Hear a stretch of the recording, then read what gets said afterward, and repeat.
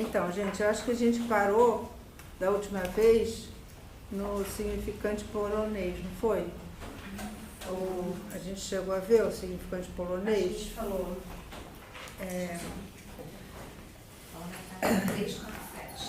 Né, que é um termo xistoso que Lacan dá ao significante, que em função de um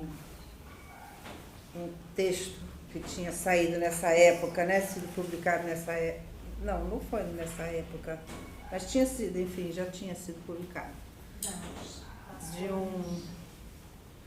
não sei se ele é jornalista, talvez, Alfred Jarry, que escreveu um texto, O Bourgeois, no qual, né, é um humorista, na realidade, né, que ele tem essa tirada, né, viva a Polônia, a Polônia, né, porque se não houvesse a Polônia, não haveria os poloneses.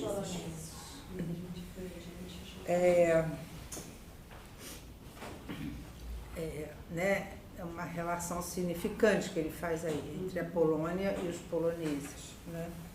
Então, e aí ele vai dizer, aí vai falar que existe o espaço polonês na matemática, eu acho. E então ele vai propor que se chame o significante né, da demanda de significante polonês, para que ele não seja chamado de significante lacaniano, né? Porque ele prefere que até a sua segunda morte não chamem o significante de lacaniano. Então, acho que foi aí que a gente parou. E então, em seguida, ele diz que ele já tinha observado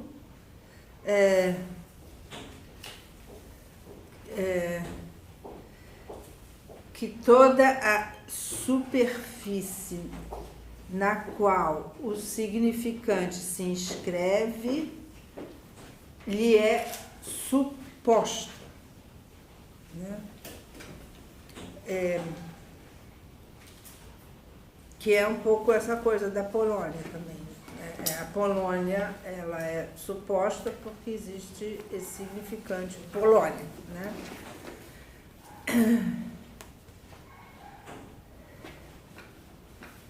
E aí ele vai entrar na questão da anamorfose, né, para falar disso na arquitetura,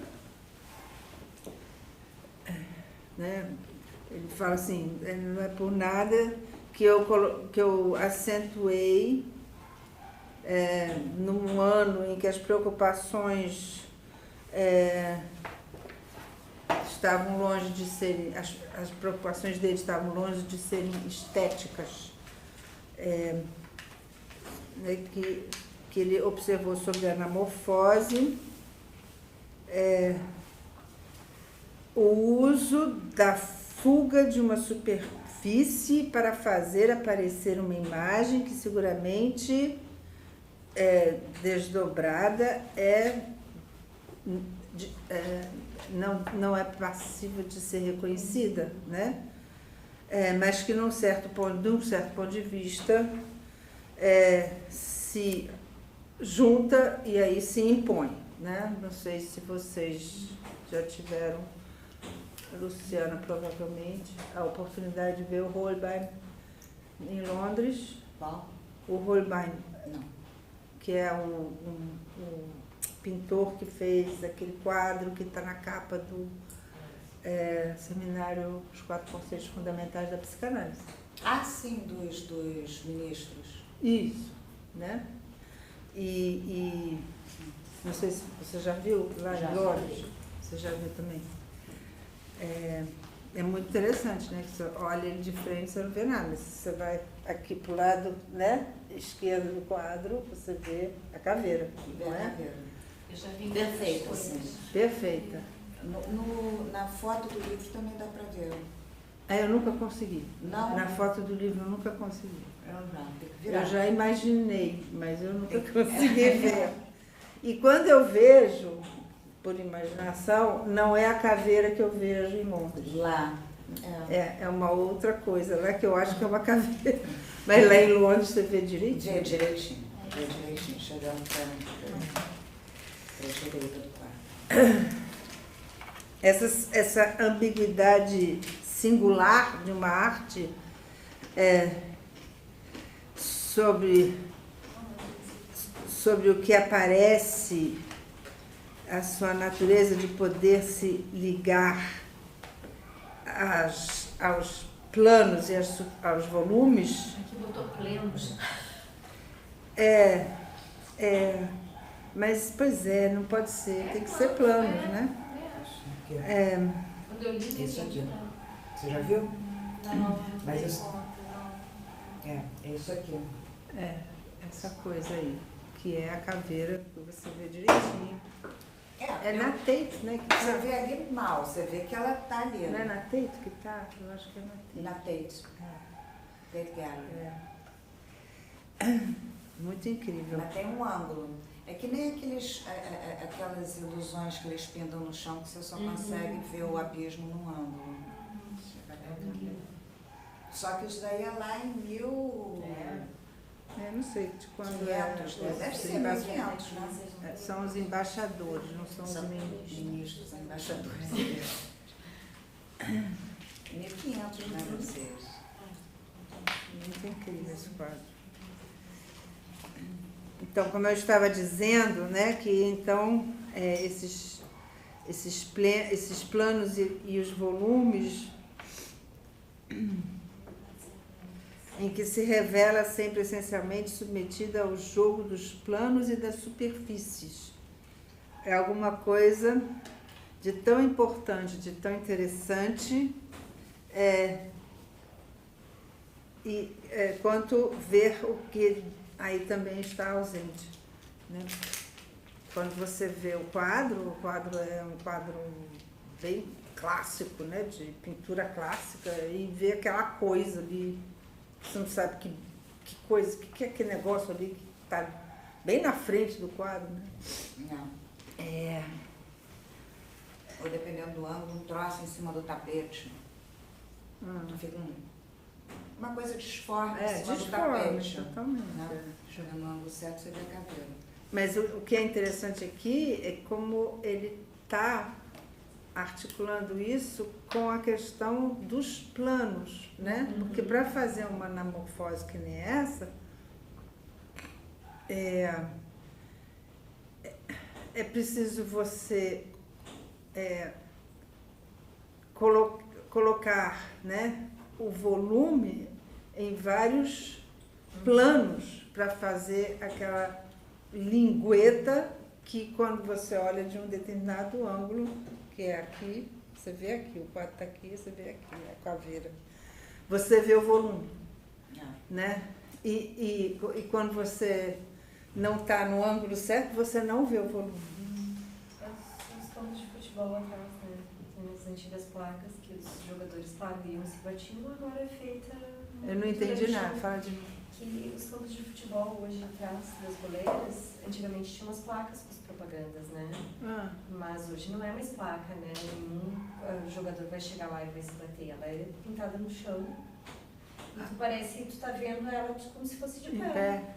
Mas ela não é em pé. Se tu vê, eles caminham por cima. Não se usa mais as placas no fundo. Se tirou porque tu vai correndo, tu pode bater, enfim, agora não, é tudo no chão. Eles estão fazendo esculturas assim também, você viu? Mas esculturas que você olha de frente é uma coisa, você vai andando de lado é outra totalmente diferente. Vai abrindo todo um outro espaço, é muito legal. Também são várias. Eu tenho um livro que são vários desenhos, você tem que chegar mirar um ponto e ir convergindo. Você conhece isso? Tem um nome. Você sabe o que eu estou falando? Aí você mira assim um ponto, aí você vai trazendo, e você vai envesgando, aí chega no momento que aquilo abre um tridimensional. Eles são desenhos assim, um estetoscópio, caleidoscópio de um lado, caleidoscópio do outro, e você vai aproximando. Aí você fica, veja, num tal ponto que aquilo vira uma paisagem tridimensional. É incrível. Eu vou trazer na quinta que vem. Vou ver onde é que está. Mas, enfim, eu quero voltar a chamar a atenção, tudo bem, que tem essa coisa, né? Mas que para fazer, a gente está falando da anamorfose, para fazer uma anamorfose, que ele aqui diz, é que você tem que criar uma ideia de volume, né?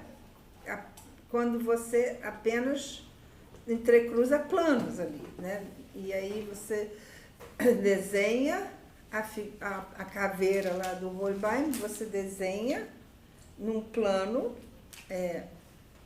o volume que aparece quando você vai olhar de um determinado ângulo no quadro. Você já viu lá em Londres? É muito incrível, né? Holbein. Então, e aí ele fala assim, todo tipo de coisas que o uso concreto da extensão nos oferece. Por exemplo, os nós. Olha só o Lacan falando de nó no seminário sobre identificação, terminando assim, completando a frase assim, concretamente imagináveis de realizar numa arquitetura de subterrâneos, como talvez a evolução do tempo nos fará conhecer. Do que ele está falando aqui? De todo modo, se ele aqui imaginou que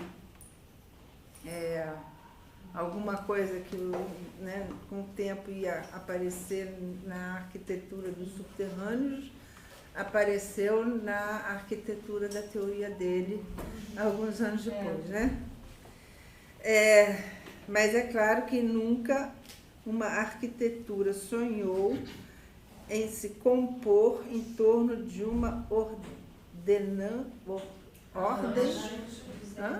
O quê? Em torno de um arranjo dos elementos, das peças e comunicações, das cores, como alguma coisa que no interior de si mesma faria nós. E a Yara passar com a malinha dela. Desculpa, joga R$50. Que bom. Deixa eu pagar o estacionamento. Sim, tem 40 reais, eu tinha 50.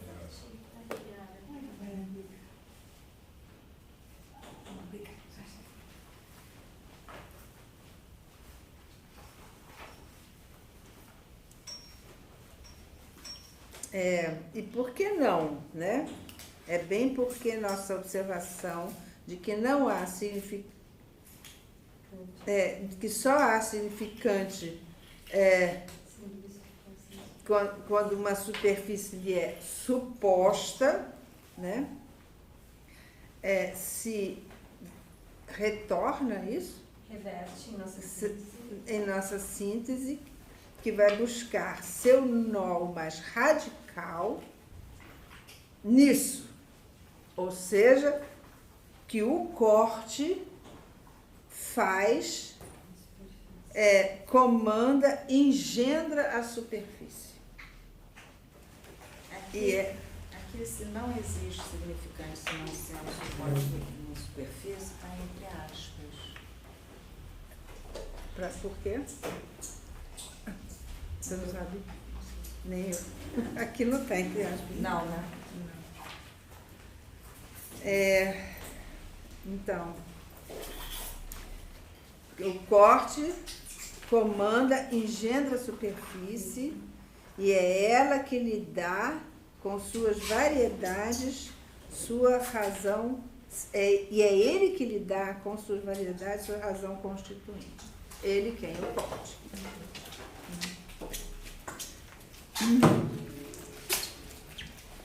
Bom, então tudo isso que a gente, né, deu, né, para retomar rapidinho, já que houve alguns movimentos aqui agora, é a importância que ele vai dar para o entrecruzamento de superfícies, que se apresenta, por exemplo, na anamorfose,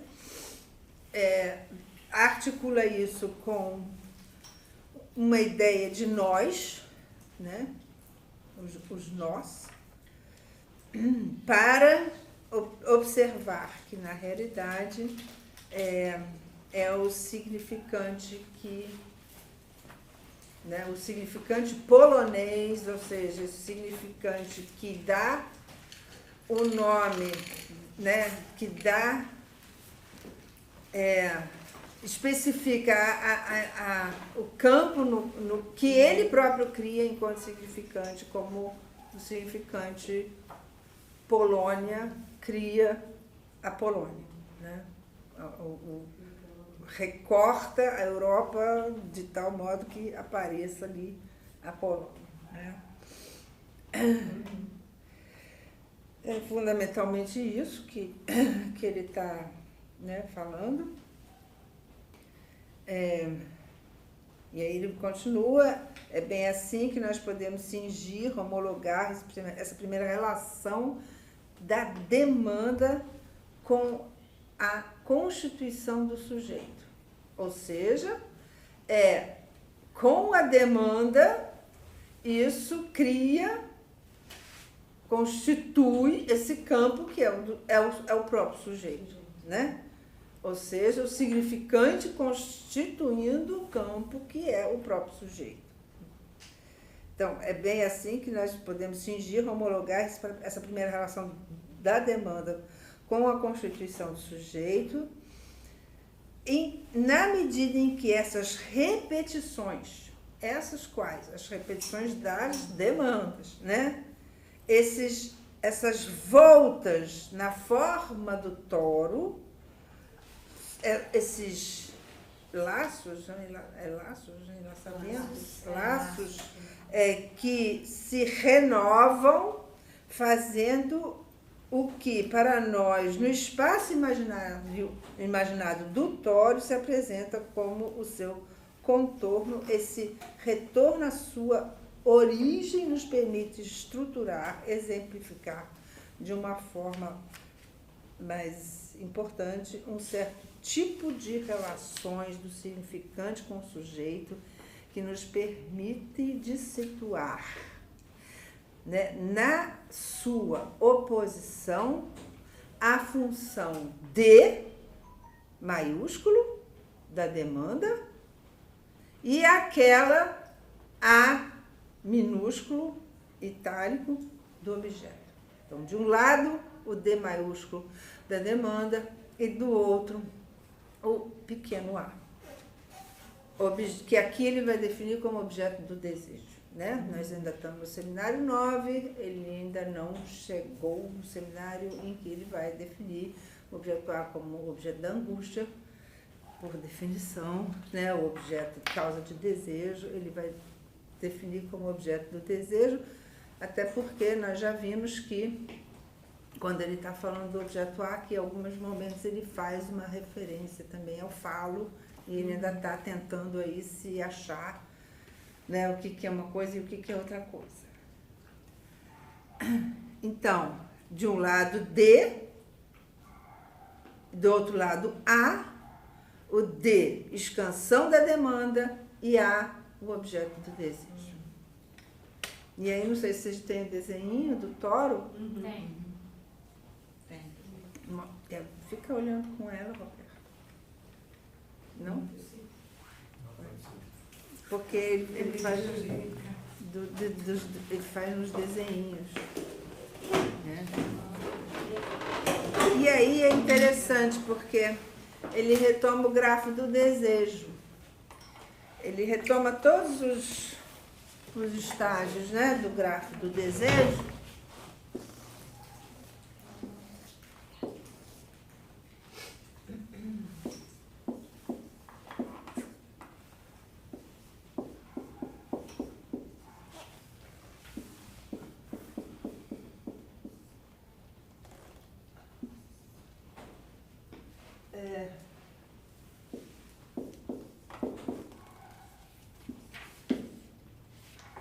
Eu nunca sei onde é que está aqui está o I, né? Aqui ele bota o moá aqui ou do lado de lá, nunca sei. Porque ele num lugar bota no outro. Exatamente. Então vou botar a linha aqui, né? Eu acho que não, acho que eu vou botar um M aqui. Ah, não sei. Então, enfim, de todo modo, ou I de A, né? Na realidade é o I de A e a linha, não sei, o M é o moá, não sei. Isso. Bom, enfim, então, né, aí ele vai dizer o quê? Vocês podem ter observado que no grafo vocês têm os seguintes símbolos: pequeno S de grande A, no andar superior grande S de A barrado, né? S barrado, aí ele fala corte de D. Não sei se vocês têm corte de D, né? Ali, S barrado, corte de D. Aqui, S barrado, corte de A, né? E os dois andares intermediários, I de A e M. E do outro lado, S barrado, corte de A, né? A fantasia. E aí, tudo isso para dizer o quê? Em nenhum lugar do grafo, né, que na realidade é construção que vem desde o seminário 5, né, 4, 5, vem desde o seminário 5, em que ele constrói efetivamente, né, fecha a construção do grafo do desejo. Em nenhum lugar vocês veem juntos o grande D e o A nesse grafo do desejo, né? Ou seja, uma coisa é o grande D, outra coisa, é isso que ele está querendo chamar a atenção, né? Aí ele pergunta assim, o que isso quer dizer, né? O que isso traduz? O que isso reflete? O que isso sustenta? De início, isso sustenta o seguinte, é que o que vocês encontram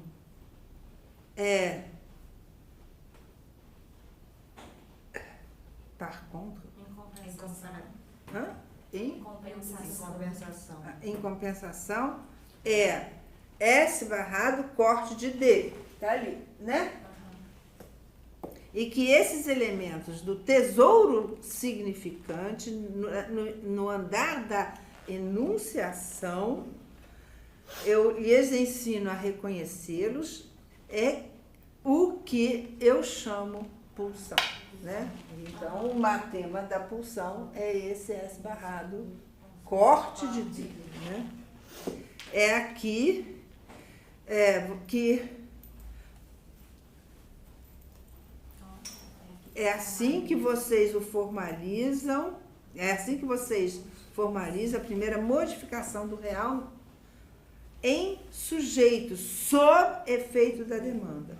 É a pulsão. Então, a pulsão é a primeira modificação do real, né? Que, em função disso, em consequência, formaliza-se o sujeito. Por causa dessa modificação do real, por essa formalização que é a pulsão. A pulsão é efeito da demanda. S barrado, corte, demanda, corte de D, né? Sujeito, corte de D. Então,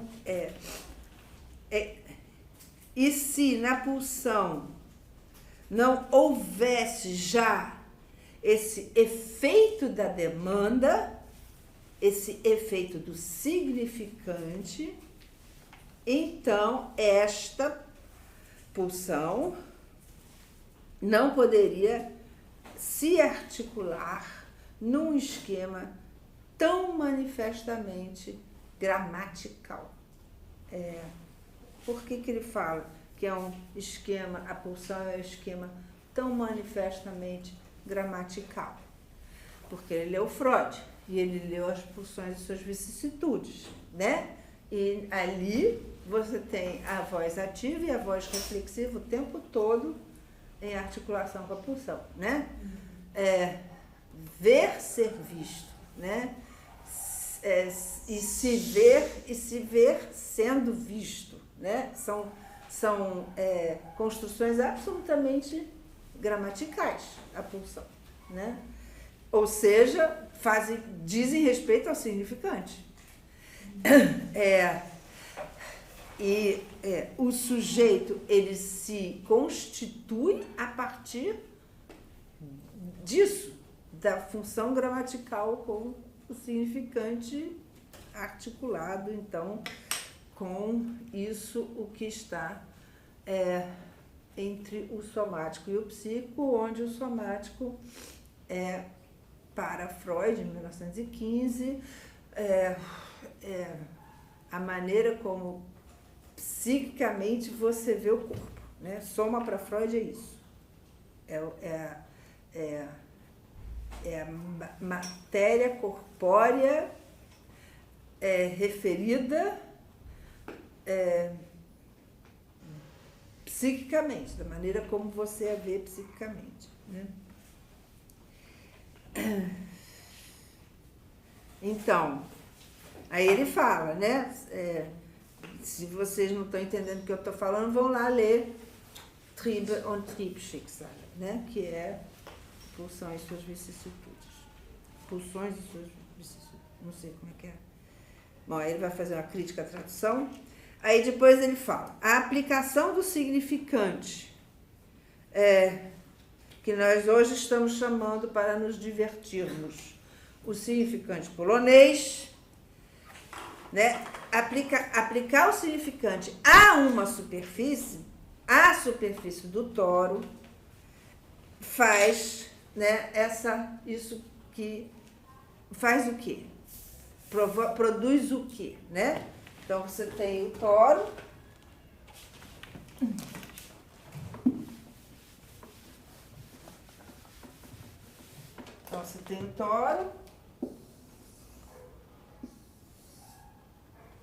e quando você vai aplicar, né, isso ao toro, você tem o quê? Né? Sai daqui, dá a volta aqui, não é isso? E aí sai do outro lado, por baixo, que aí você tem uma demanda, não é? Que é isso aqui. Não, na realidade é isso, né? Como é que é? É isso. E aí sai. É isso. É isso.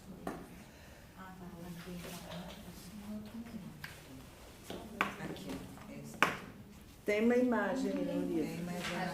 Para mim, é na página... Não é depois, não? É na seguinte, ó. É na página... Tem de novo. Tem. Né? É a forma a mais simples do que se pode produzir de uma maneira infinitamente enriquecida por uma sequência de voltas em bombina, né? Não sei se ele fala da bombina, a bombina propriamente falando. Bobina. A bobina propriamente falando é aquela do dínamo, né? Porque o dínamo ele vai girando assim, só que é com a máquina, né? Ele vai e com isso ele coloca a máquina em funcionamento. são voltas e voltas e voltas e voltas e voltas e voltas, infinitas voltas, se você quiser. Mas cada volta é uma volta. Ela é um, né? Mesmo que num dínamo isso gire muitas vezes, né? Cada uma é um. Se nessa aqui a correia arrebentar, né, acabaram-se as voltas. Ou seja, não é um bloco de voltas, é uma a uma tem que funcionar para que a bobina funcione, né? Então, a bobina, propriamente falando, aquela do dínamo, na medida em que, no curso dessa repetição, e ele insiste nessa função da repetição, né? A volta é feita em torno do furo central.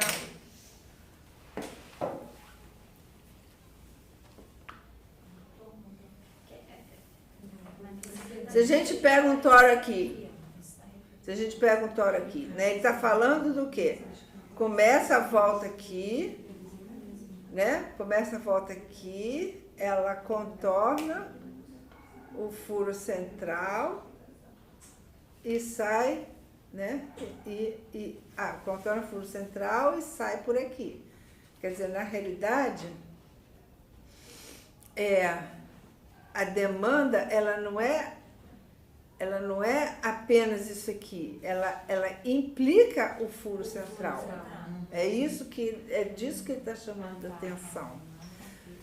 Vocês já vão ver por quê. Por que isso para ele é tão importante? Mas, sob a forma pela qual vocês a veem aqui desenhada, a mais simples, essa volta é feita igualmente, eu o sublinho, de tal modo que isso não se recorte. É isso? Para imaginar as coisas, ele vai dizer, no espaço real, aquele que vocês podem visualizar, vocês a veem aqui. E aí, bom, vocês devem ter a imagem do que está falando aqui, que ele está apontando no quadro e, evidentemente, vocês a veem aqui, nessa superfície que eu lhes apresento, essa face que está voltada para vocês, essa face do tórax que está voltada para vocês, ela desaparece, né? Então tem a face que está voltada para vocês, ela desaparece em seguida, né? Porque ela vai para outra face, né? E para que ela retorne no final aqui onde vocês veem, né? É isso.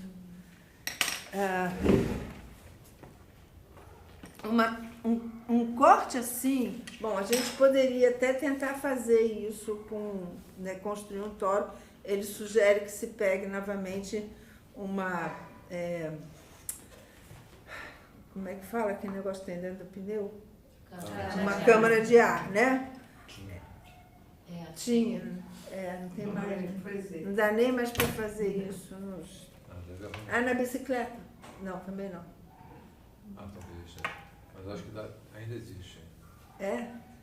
Vamos recolher todas as bicicletas, câmaras para poder fazer isso nos próximos anos. A gente está usando boia. É uma boa ideia. Quem está usando boia? A gente está usando boia no cartel. É? Vocês desenham? Não, eu comprei boia de infantil. Mas aí vocês cortam elas? Vamos cortar. Ótimo. Depois vocês mostram pra gente na boia. Pode comprar. Boia é ótimo. É fácil de cortar e tudo. Um tal corte, na realidade, não cinge absolutamente nada. É isso que ele quer botar em evidência. porque é isso aqui, né? Pratiquem-no sobre uma câmara de ar e vocês verão no final a câmara aberta de uma forma transformada numa superfície 2 vezes torcida sobre ela mesma, mas não cortada em 2. Ela torna passível de cingir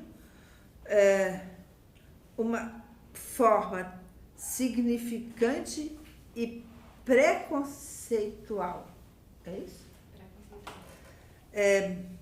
Mas que não é, que caracteriza uma espécie de sacada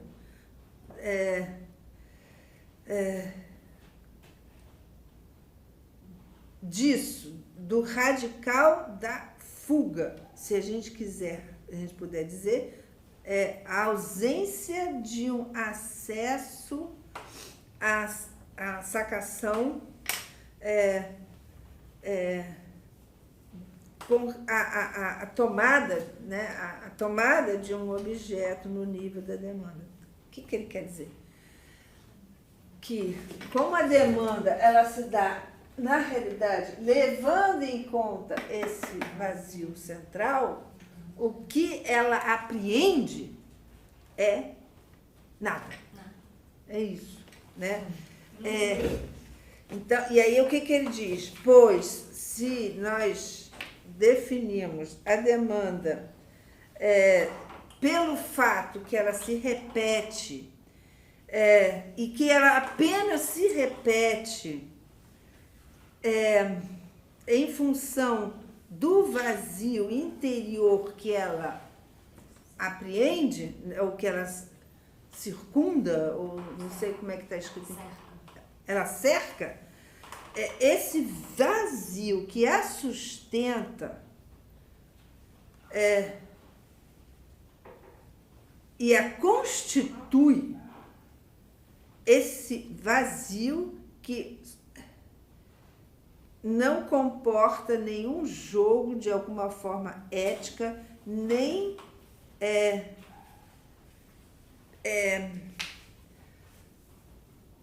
engraçadamente pessimista, é isso? Ridiculamente pessimista. Ou seja, não é nada, não é nem uma coisa que levaria em conta uma ética, como, né, alguma coisa de uma demanda que seria uma demanda ética, nem tampouco uma coisa pessimista, porque se houvesse um pior que ultrapassasse o ordinário do sujeito, é isso que está escrito? Uhum. Se houvesse um pior que ultrapassasse o ordinário do sujeito, é simplesmente uma necessidade lógica, de lógica abecedária, se eu puder me expressar assim, toda a satisfação cingível que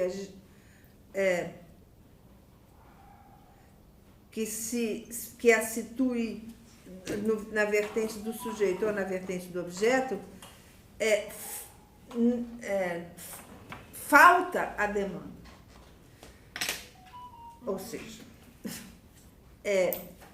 o que ele está tentando dizer, e diz, na realidade, a gente está tentando entender, é que, por ela dar essa volta em torno do vazio, ela não tem, no fundo, ela não é da ordem ela não se inscreve numa moral. É isso, né? Ela não é nem ética, nem pessimista, a demanda é só um significante, né? Que não tem não tem uma que é vazio, na realidade, no fundo ele tem um vazio dentro dele, né?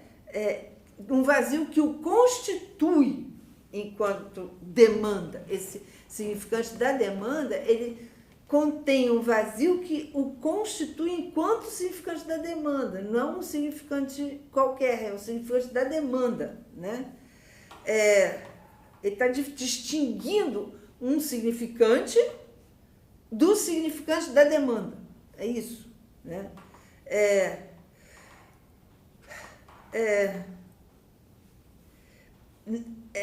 E de tal maneira que toda satisfação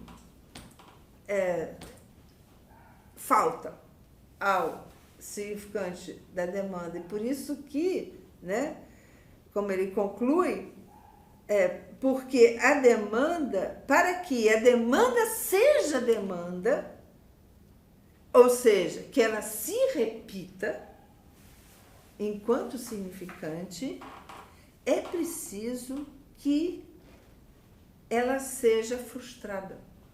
Não sei se é.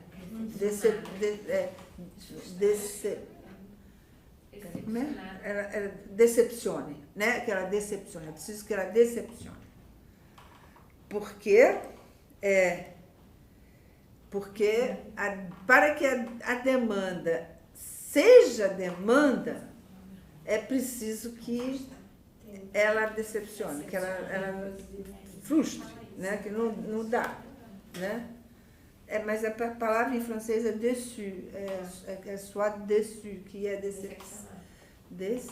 Como é que fala isso em português? Decepcionar. Uhum. Decepciona, né? Está diferenciando os significantes que marcam o sujeito, os traços que marcam o sujeito, com os quais que identificação e a demanda como esses significantes constituem a cadeia? Eu acho que ele está tentando cingir a demanda, quando ele está falando aqui da demanda, né, para que seja uma demanda, ele tenta diferenciá-la de um significante, por exemplo, até o da identificação, como você está falando, porque, no fundo, o que ele está buscando cingir é essa demanda aqui, a da pulsão, né? Ou seja, significante da demanda, que é aquele significante que aparece na pulsão. E a pulsão, né? E esse significante da demanda é preciso que ele seja, ele decepcione para que ele seja um significante da demanda, para que seja uma demanda. A demanda do tema da pulsão, que ele está especificando, né? E aí, então, é preciso que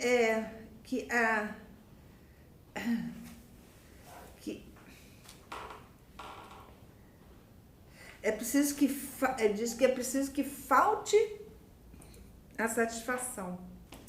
No seminário sobre os 4 conceitos fundamentais da psicanálise, eu acho que ele vai afinar isso um pouco, quando ele diz que a satisfação da pulsão é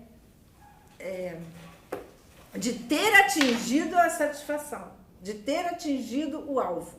Não é atingir o alvo, mas é a satisfação de ter atingido o alvo, né? Quando ele está desenvolvendo a questão da pulsão no seminário 11, em que ele vai falar da satisfação, e a satisfação ali da pulsão não é fazer o gol, por exemplo, né? Já que a gente estava falando de campo de futebol há pouco. Então, não é fazer o gol, não é o gol. O gol não é a satisfação da pulsão. É ter feito o gol. É isso. A satisfação da pulsão. Mas isso só no seminário daqui a 2 anos, né? A gente ainda está aqui, ele dizendo que é preciso que falte a satisfação da demanda para que seja essa demanda da pulsão. E que no fundo, talvez alguma questão, né, para a gente se perguntar. Essa demanda, ela é diferente, por exemplo, da demanda de amor? Né? A demanda de amor é também alguma coisa que sempre vai fracassar, né? Vai decepcionar, né? Porque também nunca se toda demanda é demanda de amor, como ele define, né? Então também essa demanda da pulsão é demanda de amor, né? Enfim, mas é uma questão interessante para aprofundar, para quem quiser matutar um pouco em cima dessa questão. Mas aí o quê? Aí, bom, então ele está desenvolvendo a demanda, ele está mostrando como a demanda, ela contém, ela circunda esse vazio, né? Então, ela é um significante, mas é um significante que circunda esse vazio e, portanto, não é satisfeito porque contém esse vazio que não tem moral, que não tem ética, que não tem pessimismo, que não, né? Porque é vazio. Mas aí ele vai fazer uma diferença desse vazio da demanda, né? Em seguida, quando ele vai dizer, mas esse vazio é diferente daquilo de que se trata quanto ao o objeto do desejo, porque aqui ele chama o pequeno a de objeto do desejo. O acontecimento, né? O surgimento, o acontecimento constituído pela repetição, que produz a pulsão, né? E por isso ele chama ele de metonímico logo em seguida, porque ele, que nem uma bobina, ele vai, né, se repetindo. Então, o acontecimento constituído pela repetição, o acontecimento metonímico, isso o que desliza, né, é evocado pelo deslizamento próprio da repetição da demanda. É porque, né, eu quero bala, eu quero biscoito, eu quero chocolate, eu quero pirulito, eu quero uma bicicleta, eu quero um carro, né? É na cadeia metonímica das demandas que isso, né, fica sempre se repetindo, porque na realidade, como Lacan depois, muitos anos depois, no seminário 19, o pior, né? Ele vai dizer que eu te peço que me recuses o que te demando, né? Porque não é isso, né? É exatamente isso, porque não é isso. Esse vazio, né, da demanda é porque não é isso, né? O acontecimento constituído pela repetição, o acontecimento metonímico, isso que desliza, é evocado pelo deslizamento próprio da repetição da demanda. O pequeno a, o objeto do desejo, não deveria de forma alguma ser evocado nesse vazio cingido aqui pelo enlaçamento da demanda. Ele deve ser situado no furo. Aí aqui, né, o pequeno. Então, isso aqui é o D e isso aqui é o A, né? No furo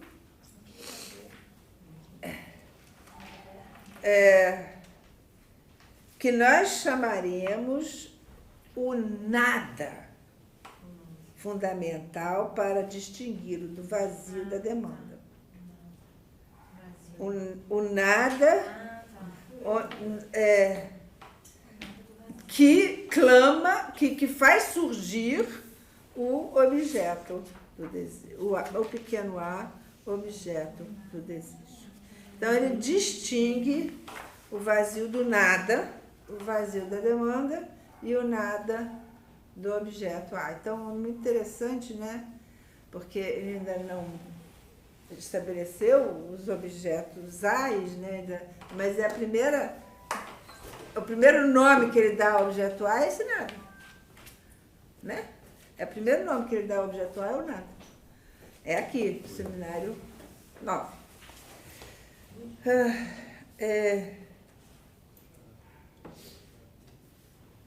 Aquilo de que se trata para nós formalizar, com esses elementos que eu trago para vocês, é o que permite situar na fantasia a relação do sujeito como S barrado, do sujeito informado pela demanda, né, com o A. Então, esse sujeito informado pela demanda, o que é o sujeito informado pela demanda? Sujeito decepcionado.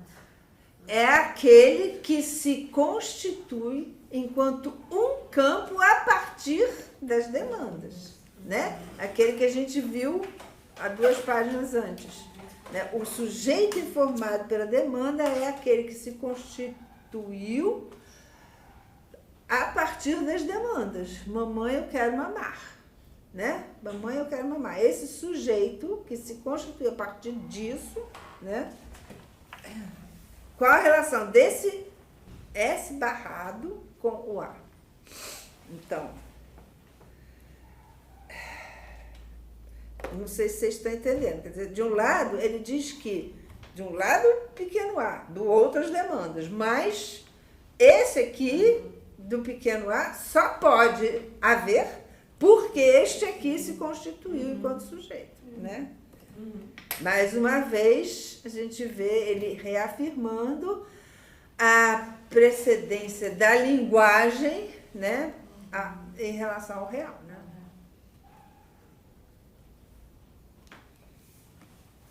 Então, nesse nível da estrutura significante que lhes demonstra no toro,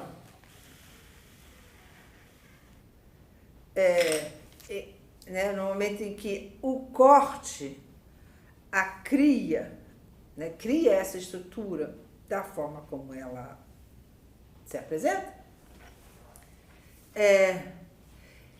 essa relação está em relação oposta, ou seja, o vazio que sustenta a demanda não é o nada do objeto que a demanda cinge como objeto do desejo. É outra coisa. Esse vazio, né, que se constitui a partir das demandas, né, com as demandas, não é o nada do objeto do desejo.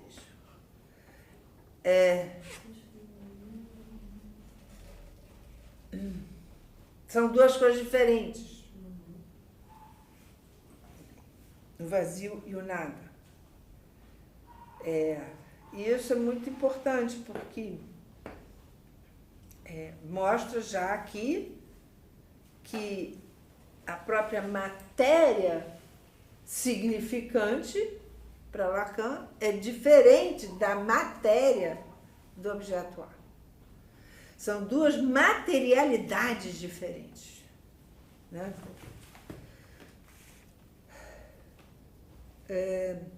Mas isso é pouco para a gente concluir desses toros todos, né?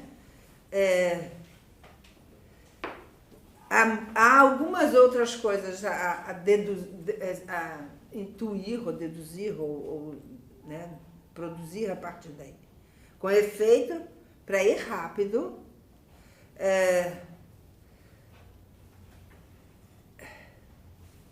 sem deixar de franquear as diversas etapas da dedução topológica que lhes mostram a necessidade interna que o Toro permite,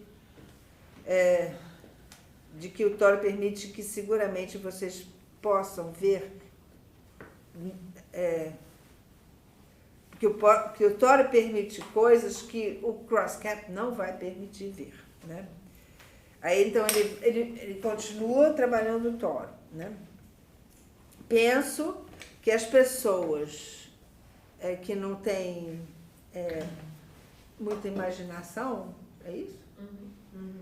Podem ver, através dos desenvolvimentos topológicos, aquilo de que se trata. Eu acho que ele está falando que para a gente trabalhar com a topologia seria bom a gente não ficar imaginando muita coisa. A gente simplesmente ficar olhando para as figuras topológicas, porque a imaginação atrapalha, né? Pelo menos metaforicamente, o termo de cadeia, que implica concatenação, já é uma entrada suficiente na linguagem para que nós aí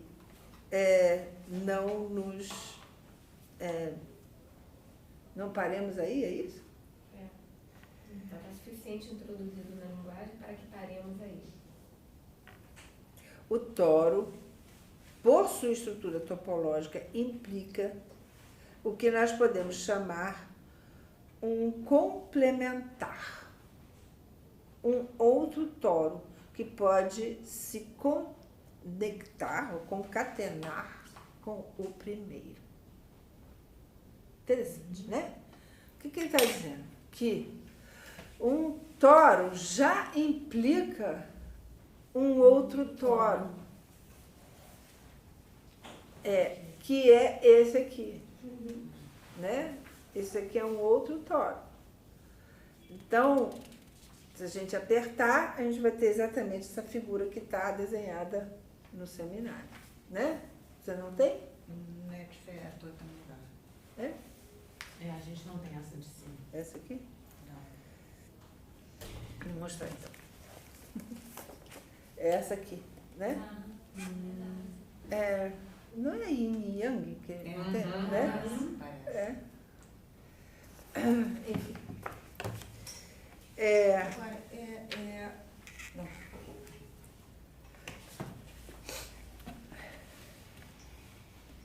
Quando você tem essa figura aqui, e é isso que ele vai avançar aqui, é onde nós vamos avançar hoje um pouquinho, né? Suponhamos totalmente conformes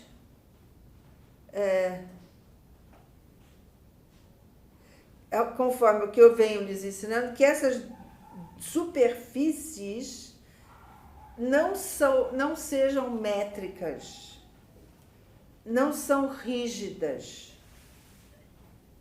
Digamos que elas estejam em cápsula. Porque são de borracha. Porque são de borracha. Tá falando aqui. Ou seja, que você pode manipulá-las, né? Se vocês tomarem um desses anéis, né? E ele vai pegar um anel mesmo, um anel. Se vocês tomarem um anel,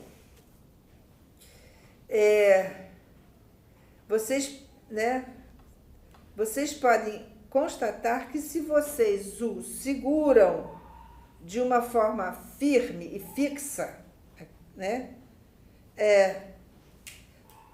Numa de suas voltas, é isso? Vocês estão me acompanhando no texto? E que vocês o fizerem girar, né? Sobre ele mesmo, ou girar o corpo que ficou livre sobre ele mesmo, né? O corpo que ficou livre é isso aqui, essa parte aqui, né? Tem gente que faz girar assim, né? É isso? Vocês vão obter muito facilmente, do mesmo modo, como se vocês se servissem de o quê? Junco. Um junco encurvado. Alguém sabe o que é junco? Não, madeira?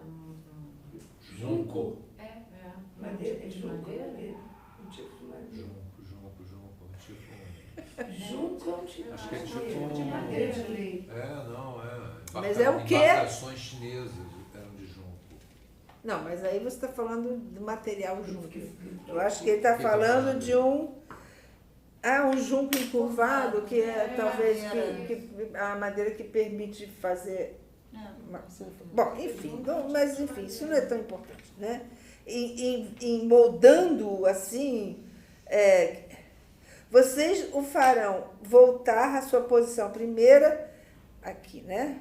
Sem que a torção seja de alguma forma inscrita na sua substância. Simplesmente, né, se você pegar, né, apertar, talvez uma madeira bem flexível, né? Então você faz assim, fazer barras, né? Você faz essa forma, né? Mas ele mesmo, ele é assim, mas aí você, né, você torce ele. É que nem aquelas coisas que vem na árvore, você pode fazer assim. E aí você dá a forma. Não é um cipó, é uma outra coisa, mas é mais malhável como se fosse um cipó. E aí você pode, eu acho que é isso. E você gira ele. Enfim, e que você, se você não tirar a torção, ele volta ao seu ponto primitivo. É isso que eu estou falando. Vocês podem imaginar que por uma torção, que então seria um desses toros, né? Aqui, estamos aqui. Um desses toros sobre o outro, procederíamos ao que a gente pode chamar um decalque daquilo que do que quer que seja, que estaria inscrito já sobre o primeiro, que nós chamaremos né? Bom, enfim. O que foi? O bicho? Né? Esse aqui, né, supondo que esse aqui ele tivesse uma forma, né? Ele tivesse uma forma em função da maneira como ele foi torcido, né? Ele é um toro, mas ele, assim como o junco, então ele foi torcido de uma determinada maneira. E quando ele, então, vai se associar com esse outro, né? Com esse outro,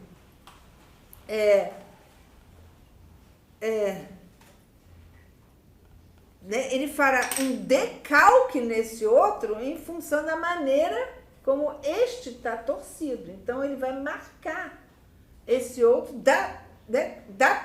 com a torção que ele sofreu, esse aqui primeiro, né? E coloquemos, então, aqui aquilo de que se trata, essa curva, não somente que ela englobe a espessura do toro, não somente que ele englobe o espaço do toro, mas que ela atravesse o que é a condição que pode lhe permitir englobar os dois vazios. O vazio, os nadas, os dois vazios, os nadas, ou seja, tanto vazio quanto nada, né? Esse toro, quando ele vai imprimir nesse outro, decalcar-se sobre esse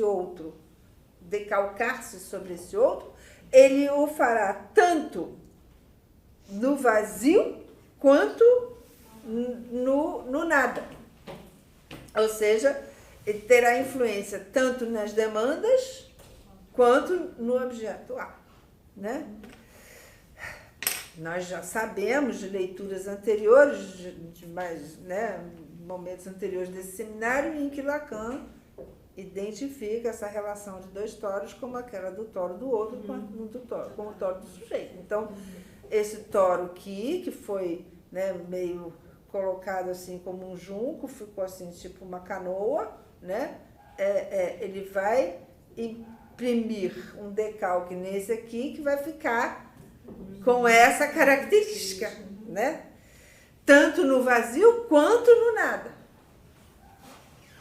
Ou seja, ele está, na realidade, dizendo como é que um toro vai influir diretamente no outro toro, que se constitui como sujeito. Como que o toro do outro vai decalcar alguma coisa no vazio e no nada do toro do sujeito, através dos significantes da demanda, ou seja, através da linguagem. É isso, no fundo, né? Demonstra-se... Não, peraí, né? Pulou alguma coisa aqui. Não, é isso mesmo. É isso mesmo. Então, demonstra-se que, ao assim proceder, o que se projetará sobre o segundo toro será uma curva superposta à primeira, se a gente superpõe os dois toros. E o que isso quer dizer? Primeiro,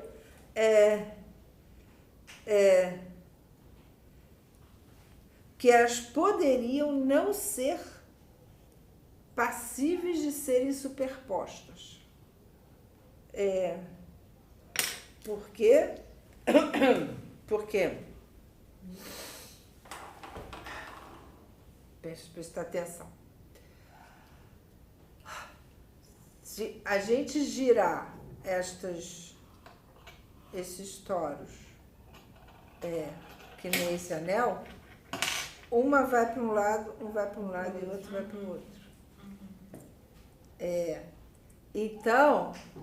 Então, por isso que não pode ser superposto. Não é a mesma coisa. Eles não são superpostos.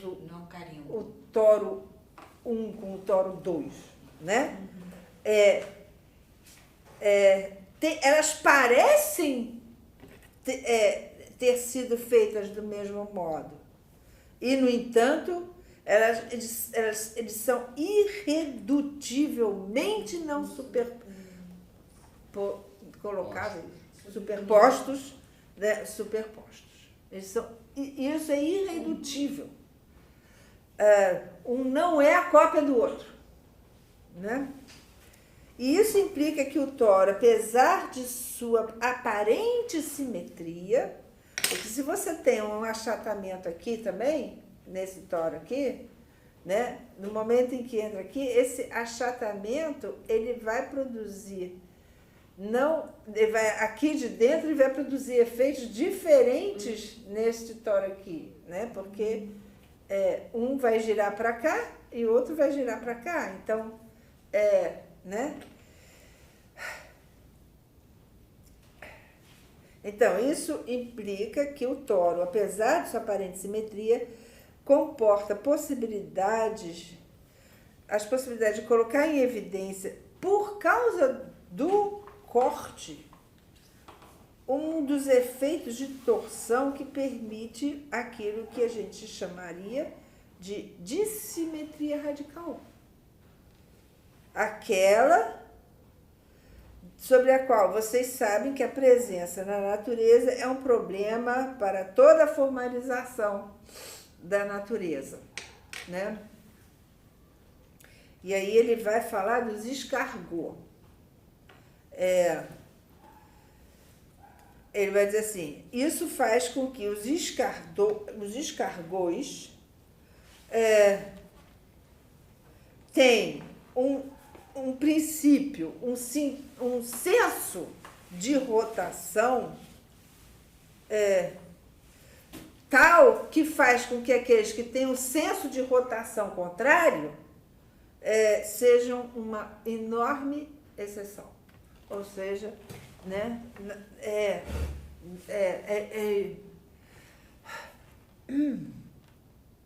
essa dissimetria radical, ela é encontrada na natureza, mas é vista como uma enorme exceção, não é isso? Uma multidão de fenômenos são dessa ordem, até aqueles compreendidos nos fenômenos químicos que se traduzem nos efeitos ditos de polarização. Então, vamos parar por aqui.